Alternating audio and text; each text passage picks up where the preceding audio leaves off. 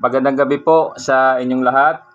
Salamat po sa Diyos, sa Panginoon at sa Espiritu Santo. Sana kayo ay masaya kasama ang inyong pamilya at kung kayo'y nag-iisa ay masaya kayo sa Panginoon. So, welcome po sa ating channel, O De Alteram Partem. Let us share the other side.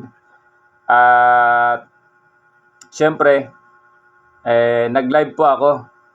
So, panawagan ko dyan kay, sino ito? Erel. O, nandito na ako, nakapag-live na. Kung nakahanda kang mag-debate, magbukas ka ng Facebook Live mo, mag-live ka rin. Sasagutin kita, susundan kita rito. Ge. O, to Erel Bilyen, Naka-lock profile ka pa. Pasok ka rito. Tsaka mag-Facebook Live ka rin. Gagamitin ko rin isang cellphone ko para magsagutan tayo. Mamili ka ng topic mo dahil masyado kang magaling, ang lakas mo mang insulto, patunayan mo ngayon. Ito, Facebook Live. Ge.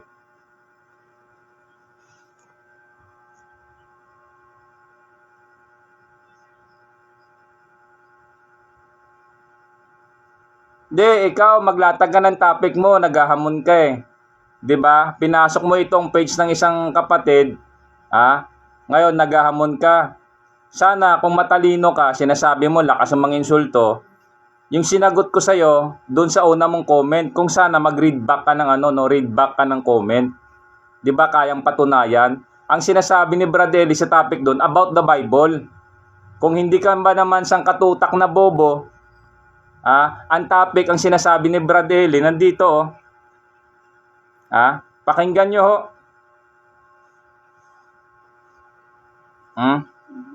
Masyado kang magaling eh. Mag-live ka na. Nagla-lock profile ka eh. Para topic natin. Saan ka na ngayon? Napakatapang mo sa comment. Dito na ako, naka-live na. Pasok.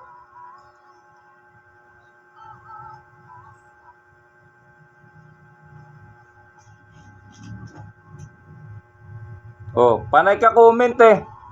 Mag-live ka din. Para pagka nag-usap tayo, makita ko dito, susundan din kita sa isa kong cellphone, no? May computer pa ako dito. Mag-live ka din. Sandamukal na gago ka pala eh. Read back mo ang umpisa ho nito para ho sa kaalaman ninyo, sa aking mga followers, no, at sa aking mga viewers. Salamat ng maraming salamat sa inyo. Ito hong si Erel Bilyen na naka-lock profile, isa hong matapang na duwag, matapang hong mag-comment, matapang hong mag-gaslight. Ayaw naman mag-debate, naghahamon ito eh. Ang topic nito, nag-umpisa ito sa post ng isang kapatid. Pakinggan nyo ho. Para naman, ito. Sa Biblia, sinusuhayan pa nga ng siyensya ang Biblia eh. Napakarami. Ito ho ang pinagmulan. Ito ho yung pinagmulan Ito ho yung pinagmulan. Pakinggan nyo ho.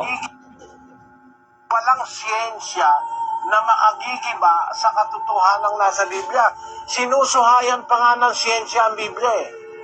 Napakaraming ebidensya ng pagkatotoo ng Biblia. Ang nakasulat sa Biblia, salita ng Diyos, walang palpak dyan kahit isa. Diba, nag-comment ka doon, kung hindi ka ba namang bobo at hindi ka isang damukal na gago, na naka-lock profile ka, duwag ka pala, ano sabi mo? Patunayan? Anong patunayan about the Bible? Kung nakakaintindi ka ng kinoment mo, sinundan kita doon, nag-comment ako, basahin mo yung preamble. Ano bang nakasaad sa preamble 1987? We, the sovereign Filipino people, imploring the aid of Almighty God in order to build a just and humane society. Ano ulit doon bago ko ituloy? We implore the aid of Almighty God. Ano yung Almighty God na yun, yung aid niya? What is that aid? Is it not that the Bible is the aid from God? Kung hindi ka ba naman sandamukal na bobo, gago ka. Napakagago mo. Mag-Facebook live ka, mag-live ka rin para sagutan tayo. Mamili ka ngayon ng topic mo. Isa kang gago, Errol Bilyen. Ha? May followers ka ba? May friends ka? Nakakahiya ka. Ha? Social media ito. Anong pinagagawa mo? Nang gaslight ka? Ano bang sabi ni Socrates? Ha? A debate is lost when insult become a loser tool. Anong ginawa mo? Puro pang-insulto mo, hamak mo sa akin eh. Hindi mo nga kaya patunayan, hindi mo nga naintindihan yung first comment mo doon sa isang kapatid dito. Oh. Hindi mo naintindihan. Yung comment mo. Hindi ka nagkaiba-iba kasi nag-translate. Hindi naman yung... This is about a book. And what is that book? The Bible. Isa kang bobo. Napaka-bobo mo. Anong comment mo? Patunayan. Sabi ko nga doon sa first comment, sinagot kita doon, you read preamble. Kung bobo ka at kung matalino ka, lakas yung mga insulto, sana nagbasa ka ng preamble para makita mo doon yung pinupuntos ni Brad Ely. And the 1987 Constitution was established with the aid of Almighty God. And what is that aid? Hindi ba yung Bible? Hindi ba yung Bible na sinusumpaan ng mga opisyal ng gobyerno? Mapamilitary, mapasibilyan man iyan? Isa kang gago. Hindi ka nakakaintindi. Tapos naghahamon ka pa kung anong bobo ka. Napakagago mo. Siguro magtawag ka ng pinakamagaling dyan sa grupo ninyo. Kung may relihiyon ka, tawag ka ng pinakamagaling mong pastor. Pinakamagaling na sa inyo. Pinakamagaling na scholar. Kung hindi ka nakahanda ngayon, pagbibigyan kita sa sunod. Panay comment ka sa akin dito. O naka-live na ako. Saan ka ngayon? Nasaan ka? Errol Bilyen. O Bilyen. Ano bang pronouncement mo? Napakawalang hiya mo eh. Patunayan na tunay. Itong comment mo, naka-screenshot na ito, no? Naka-screenshot na yan. Screenshot ko ulit. Screenshot ko ulit. Yan. Patunayan na tunay. That was your first comment. 2 days ago. Sinagot nga kita rito, no? Ano sabi ko? Preamble, ito. Preamble. Bobo ka ba? Ang sinasabi dito ni Brad Ely, it's about the Bible that not even science can disprove. The Bible. Isa kang gago. Pilipino ka pa naman na turingan, dapat hindi ka umalis ka sa Pilipinas. You know why? Because the 1987 of the Philippine Constitution was established based doon sa aid of God. And what is that aid? Tapusin ko. We, the sovereign Filipino people, imploring the aid of Almighty God in order to build a just and humane society and establish a government that shall embody our ideals and aspirations, promote the common good, conserve and develop our patrimony, and secure to ourselves and our posterity the blessing of independence and democracy under the rule of law and regime of truth, justice, freedom, love, equality, and peace. Do ordain and promulgate this Constitution. Sandamukal ka na bobo. Kung nakakaintindi ka, ano sabi mo? Patunayan na tunay. Ano bang topic dito? Ano bang sinasabi ni Brad Ely? Ano bang pinost ng kapatid? Diba it's about the Bible? Ulitin ko. Nakakahiya ho sa lahat ng followers or friends ni Errol Bilyen o Bilyen. Walang hiya itong pinapalo nyo.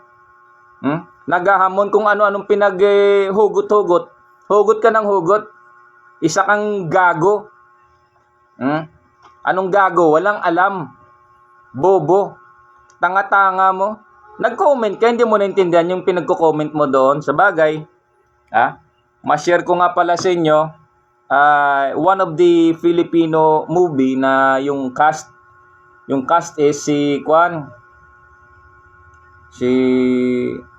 Concepcion, yung babaeng artista na sexy star, yung pangalan niya si Concepcion, na about yun sa Subic. I think that was sa Subic, ano. Search ko lang saglit, Pero habang sinesearch ko, ang sabi ng isang Amerikano na about sa mga Filipinos, no, about ba sa ating kultura, we speak of things, not kung ano yung laman ng puso, not kung ano yung laman ng isip. If we say things, meaning pala the other way around. Ibig sabihin, kabaliktaran. Tulad yan, example, sabihin ba, halimbawa, oy, mabait siya. Hindi naman pala siya mabait, napakasama pala niya. Ibig sabihin, iba palang ibig sabihin. Kaya sabi nga ng Amerikano doon, I think that was Subic, ano.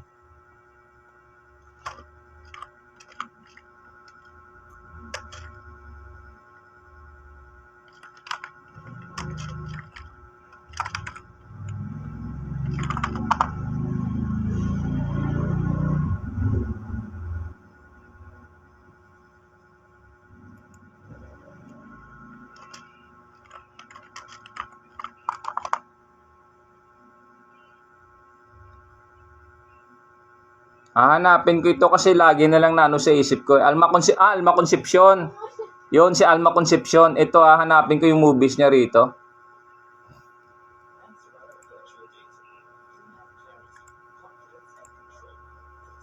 To successful close.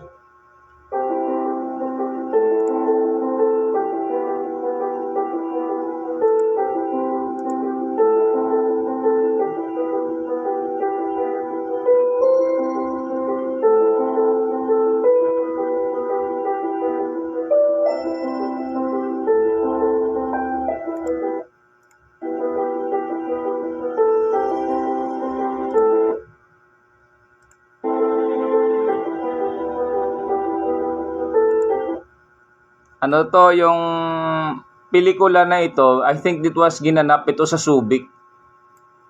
About yung sa mga Amerikano na basta isa itong guest. Tsaka si Aquino, si Angel Aquino ba yon? Angel Aquino and Concepcion. Tandem sila doon,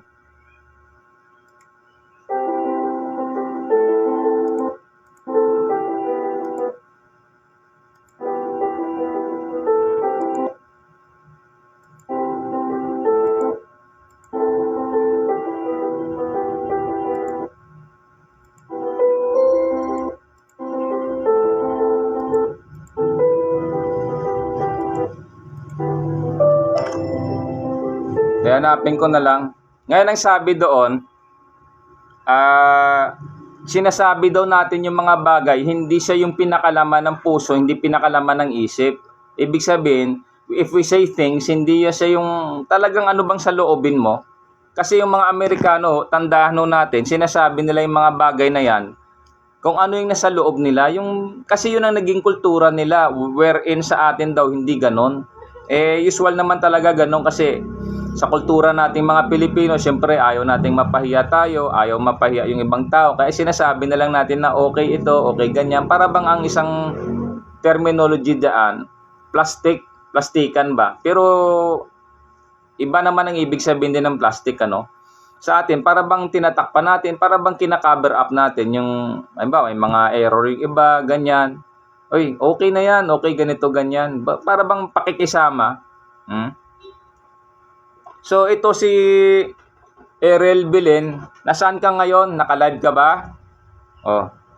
Saan ka mag-live ka na?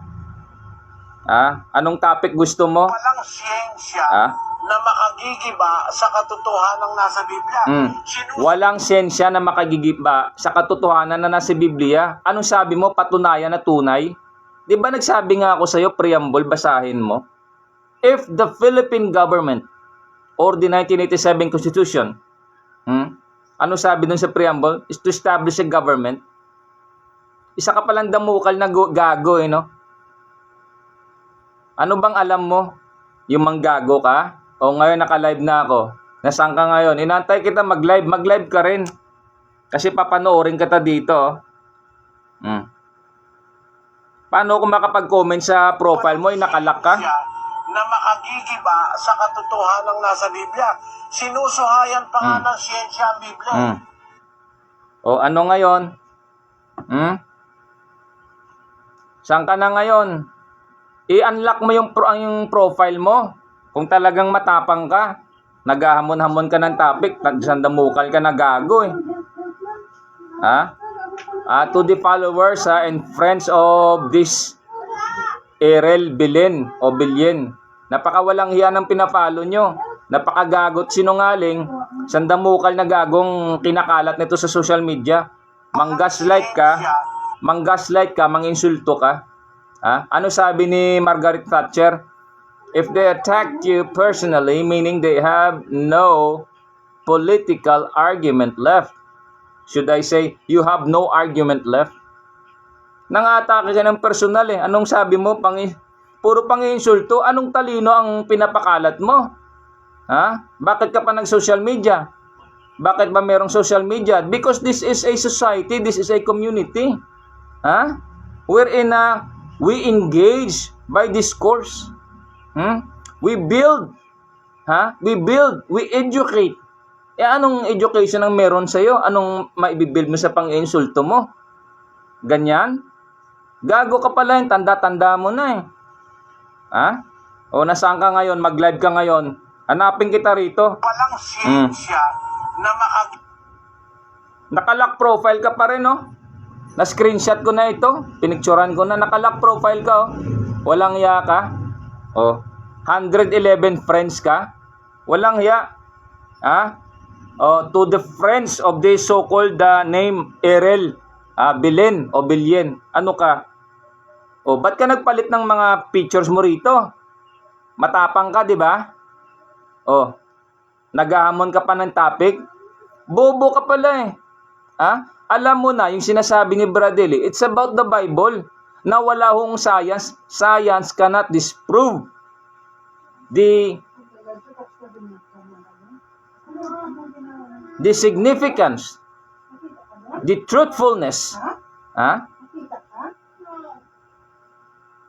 Walang siyensya Again. na makagigiba sa katotohanan ng nasa Biblia.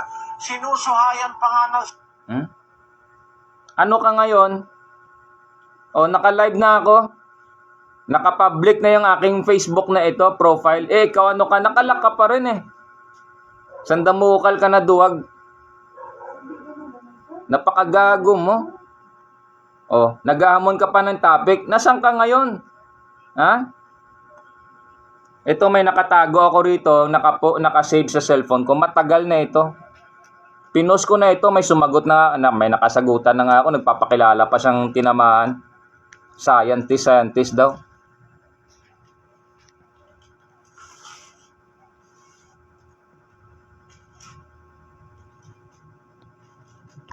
Yan. About science. Kung talagang matapang ka, naka-live na ako. Panay ka comment sa ano ko eh. Panay ka pang insulto eh. Anong topic gusto mo? Isa kang duwag. Napakaduwag mo. Hamon-hamon ka, hindi mo kayang tindigan yung... Tinatanong nga kita, ano ba relihiyon mo? Ano gusto mo tindigan sa relihiyon mo? Hindi ka nga sumasagot eh. Ang bobo mo, bakit?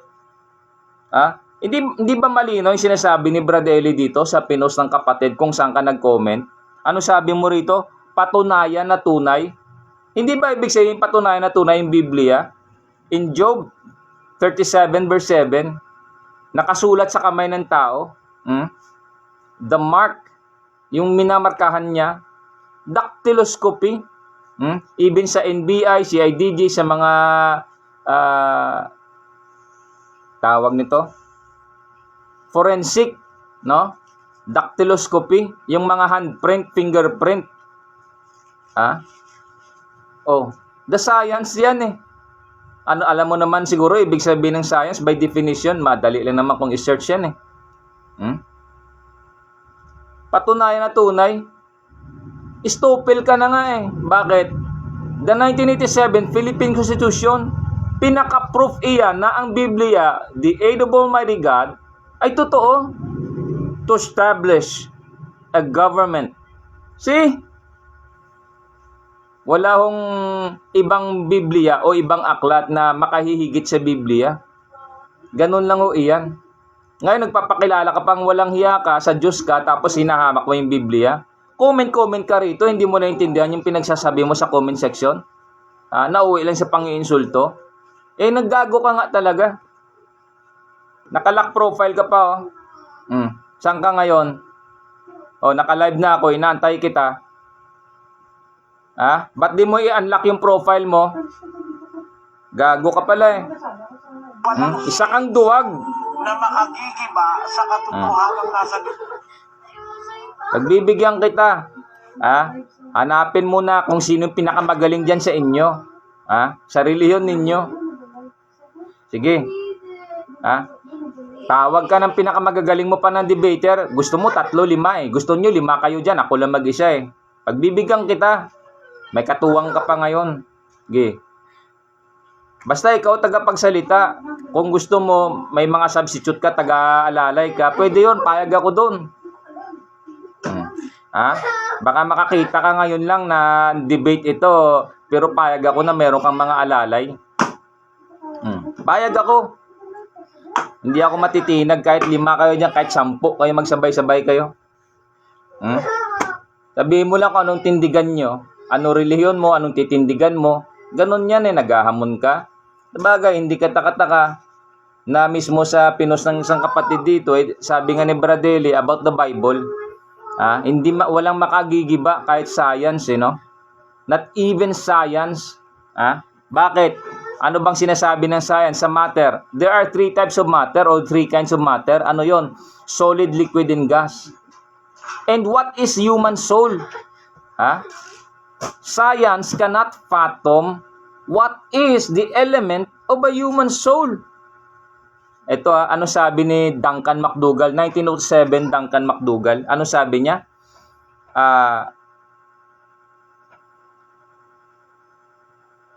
21.3 grams the weight of a human soul. Anong sabi sa Genesis? Genesis chapter 1 verse 1, Genesis chapter 1 verse 26 to 27, and Genesis chapter 2 verse 7. And Genesis chapter 2 verse 7, and God breathed into his nostril.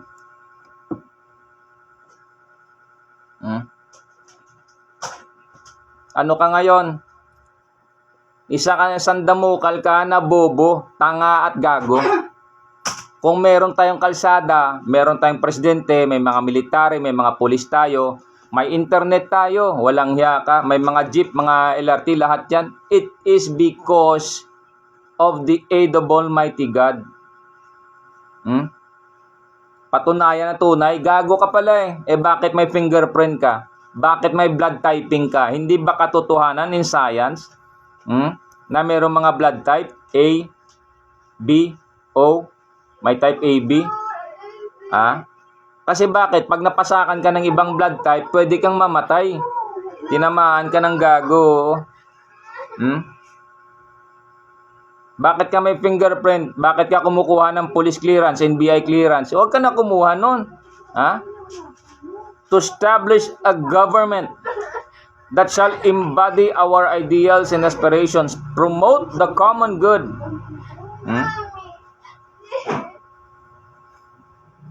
Saan ka ngayon? Naka-lock profile ka pa rin, no? Nagpalit ka pa, tinanggal mo na picture mo, walang hiya ka. Ano ka, nanggagaslight?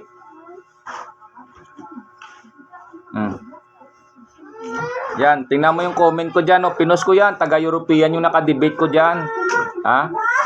Taga-European yung nakadebate ko dyan, sa comment ko na, nakasave yan. Kasi may, pinos ko yan sa isang vlogger. I think this was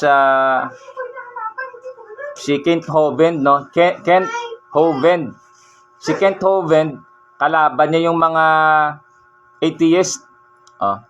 Doon yata, if my memory is correct, nakipag-debate ako doon. Yan ang pinost ko. May mga nakasagutan ako doon.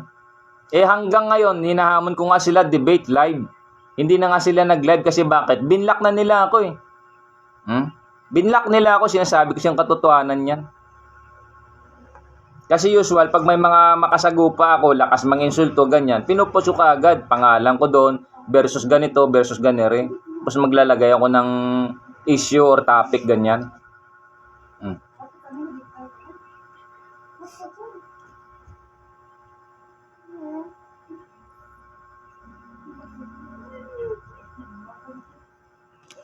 Sandamukal ka na gago. Wala yung mga...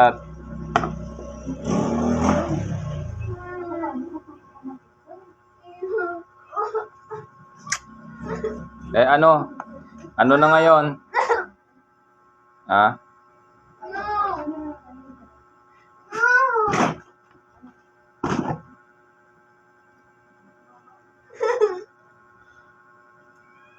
Saka nakakahiya ka. Walang hiya ka na talaga, ang tigas ng ano mo. O ngayon, nakapag-live na ako. Saan ka? Nakalock ka pa rin eh. Ha? Nakalock ka pa rin. Walang hiya ka. Baka walang hiya mo.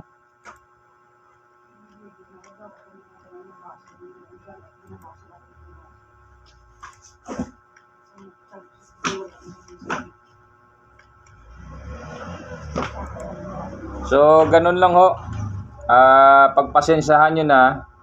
Actually, nag-Facebook live ako is para sagutin ito si Erel Bilin o Bilyen.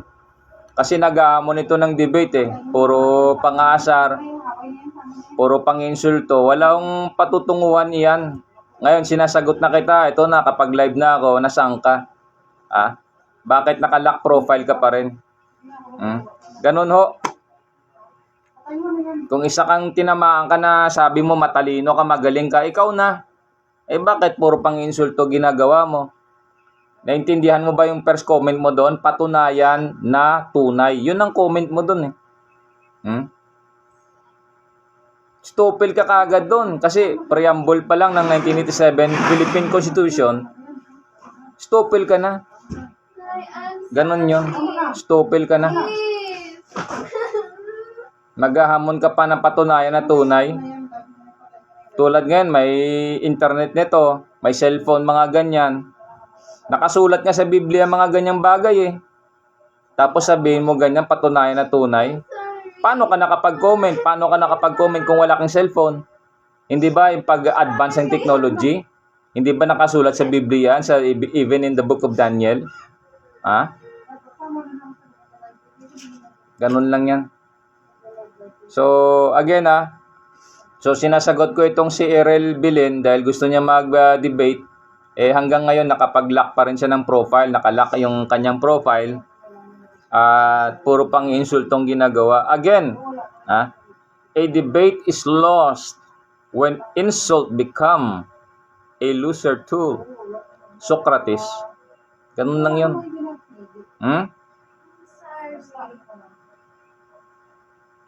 If they attack you personally, meaning they have no political argument left. Margaret Thatcher. Ganun lang ho iyan. Hindi mo kaya ka nang insulto, kaya ka nang gagaslight. Tawa-tawa ka pa, napakawalang iya mo. First comment mo, hindi mo naintindihan. So ganun lang ho. Kung nakahanda ka, i-unlock mo yung profile mo, enough na yon na para bang sabihin na, oy sige, sasagutin na kita. Kasi nag-unlock profile ka na no? Tapos maglagay ka rin ng profile picture mo. Sayang naman yung 100 friends mo na pinapalo. Kasi siguro naka-lock profile ka, siguro kasi ang pinapanood mo mga kabulastugan no? Ang dami pa naman mga kabulastugan.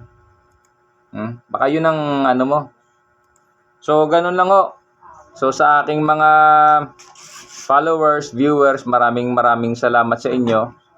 Please don't forget to like, share, and follow. Also, panawagin ko rin sa inyo yung aking YouTube channel. Sana ho, ma-follow din ho ninyo. Already, I have 17 subscribers. At kailangan ko na lang ho ng at least 33. Opo, 33 lang po na subscribers para ho makapag-live din ho ako. Kasi loobin bili ako ng isang cellphone bago or magkakaroon ako ng cellphone na isabay buksan ko yon sa other platform para sabay ho sa Facebook ko, sabay din sa YouTube, sabay din sa ibang platform ho. Ganon lang ho iyon. So maraming salamat sa inyo. Salamat sa Diyos, sa Panginoon at sa Espiritu Santo. Sa Diyos po ang karangalan at ang kapurihan. Again, yung segment na ito ay debate po ito. Sagot ko ito sa hamon ni Erel Bilen, na makipag-debate daw siya. Anong topic? Wala naman. Hindi naman siya nakapag-unlock ng profile niya. Ganun lang ho. Maganda sana makapag-live din siya. Parang cellphone ko dito isa. Nakapanood sa kanya. Tapos ako naman dito. Siya manood naman sa akin. Pwede ho yan. Pagsabayin ho. Para pagkabitaw niya doon ng gusto niyang topic, sasagutin ko rin siya dito. Ganon. So bibigyan ho natin siya ng pagkakataon. Baka ho sa susunod mag-unlock profile ho siya. At again, payo ko lang sa'yo, Erel Bilen, dahil 111 friends ka, sayang naman yung mga friends mo. Nagko-comment ka kahit saan, mga kagaguhan yung comment mo, pang-insulto, mga walang kwenta, nakikita nila iyon kasi mag-friends kayo, lalo na yung iba dyan, mga kachat mo halimbawa, makikita nila iyon. Ngayon, makikita rin nila dito, hinahamon kita. Sulat ko na pangalan mo dito. Para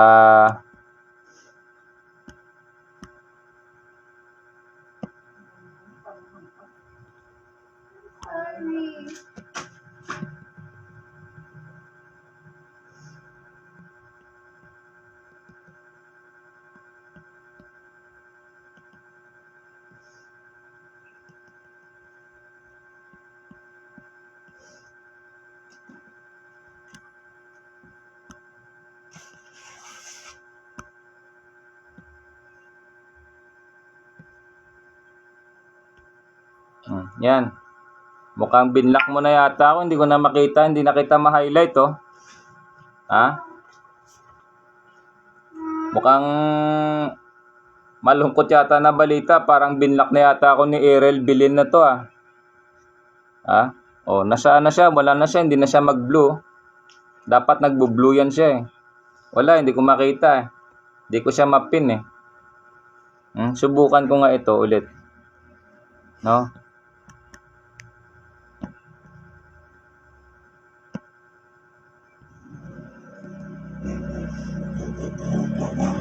Lagyan natin ng hashtag baka sakali.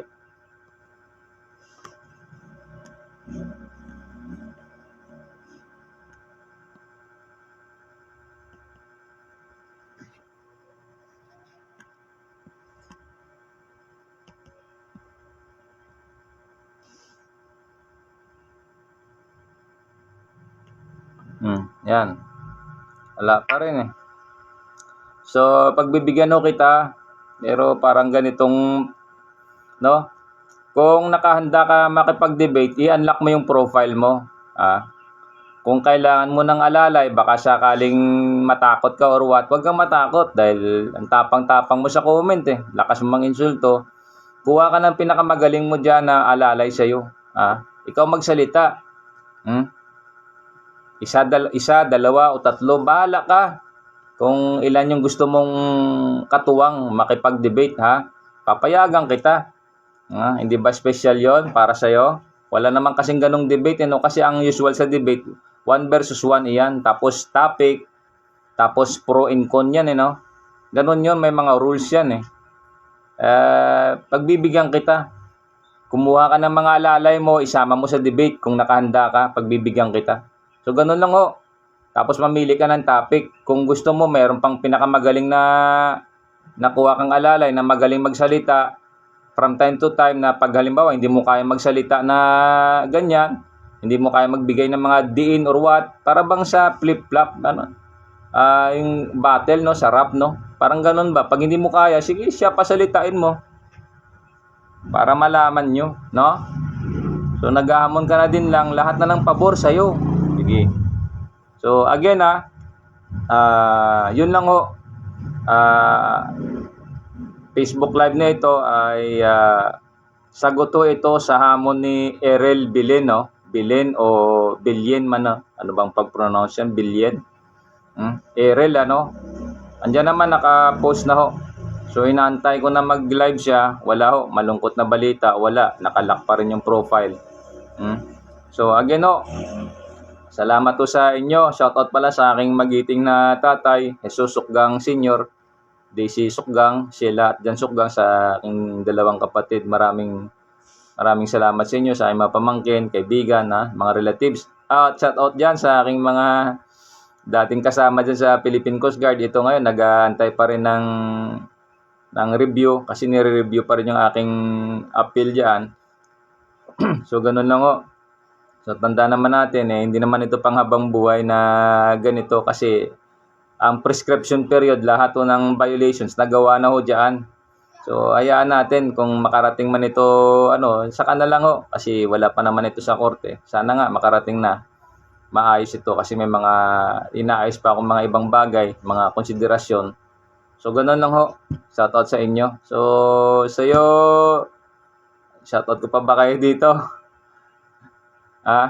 So, again, shoutout to Kababayan PH, no? To Roel, thank you very much na from time to time, pinapanood mo yung aking Facebook Live. So, shoutout din sa iyo, sa aking kasama dyan, kaibigan, no? Kasama at kaibigan, si Jobert. Jobert, thank you very much, Talagang yung mga bagay na, nakakatulong ka, talagang isang kasamang tunay at kaibigan. So, maraming salamat to. Sa Diyos po ang karangalan at ang kapurihan, sa Panginoon at sa Espiritu Santo. Amen.